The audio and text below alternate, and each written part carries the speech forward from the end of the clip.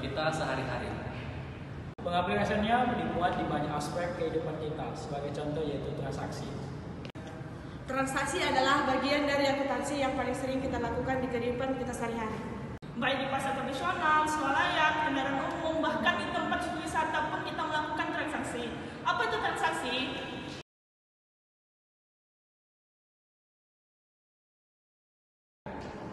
Hello, good morning.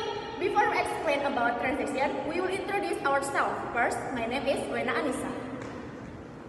And my name is Wina Kredipur. My name is Afja Safira. My name is Dilan Sreya.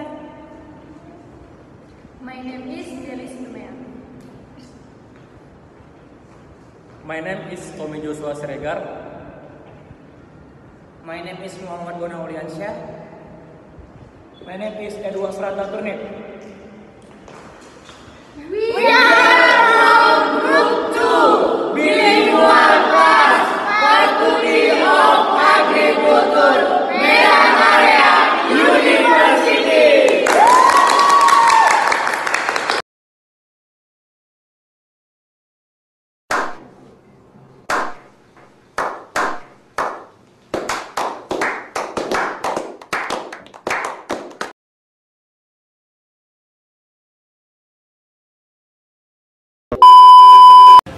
Transaksi adalah aktivitas yang terjadi antara dua pihak atau lebih yang dapat menimbulkan perubahan terhadap posisi keuangan dan kepemilikan kekayaan di antara dua pihak tersebut.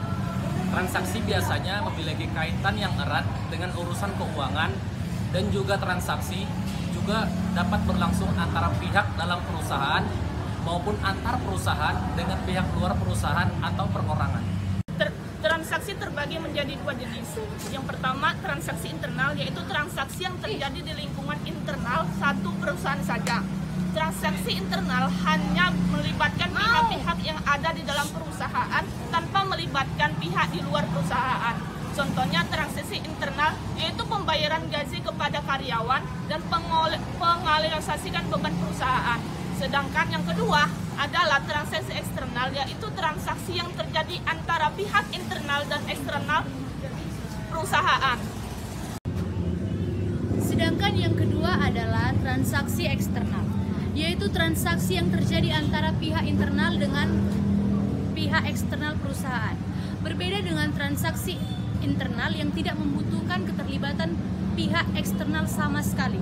Transaksi eksternal justru membutuhkan keterlibatan pihak eksternal perusahaan sebagai mitra transaksi. Contoh transaksi eksternal yaitu pembelian bahan baku, penjualan produk perusahaan, serta pembayaran utang usaha. Setiap transaksi yang dijalankan di dalam perusahaan biasanya disertai dengan bukti-bukti transaksi. Lalu, apakah bukti transaksi itu? Bukti transaksi adalah dokumen pendukung yang berisi data transaksi yang dibuat setelah melakukan transaksi untuk kebutuhan pencatatan keuangan. Bukti transaksi tersebut biasanya dibedakan menjadi transaksi internal dan eksternal. Yang pertama adalah bukti transaksi internal, yaitu bukti pencatatan kejadian setiap transaksi yang terjadi antara bagian dalam internal perusahaan. Bukti transaksi internal biasanya berupa memo ataupun berkas laporan serah terima bagian. Yang kedua adalah bukti transaksi eksternal, yaitu bukti transaksi yang terjadi antara pihak internal dengan pihak eksternal perusahaan. Berbeda dengan bukti transaksi internal yang cenderung terbatas, bentuknya bukti transaksi eksternal cenderung jauh lebih banyak bentuknya. Biasanya berbentuk nota, faktur, kwitansi, dan lain-lain. Transaksi akuntansi adalah kesepakatan atau perjanjian yang terjalin di antara dua pihak.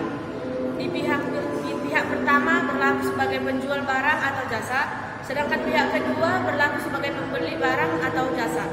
Syarat terjadinya sebuah transaksi akuntansi adalah transaksi tersebut harus mempunyai dampak keuangan, baik di waktu sekarang maupun di waktu yang akan datang.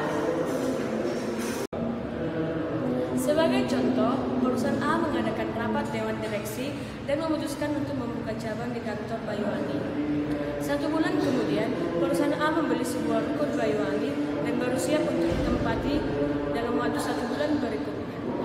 Maka, contoh dalam kasus tersebut, perusahaan A sedang menjalankan sebuah transaksi akuntansi di mana saat perusahaan A memutuskan untuk membeli sebuah ruko, dapat transaksi yang terjadi antara perusahaan A dengan pihak pemilik ruko. Titik.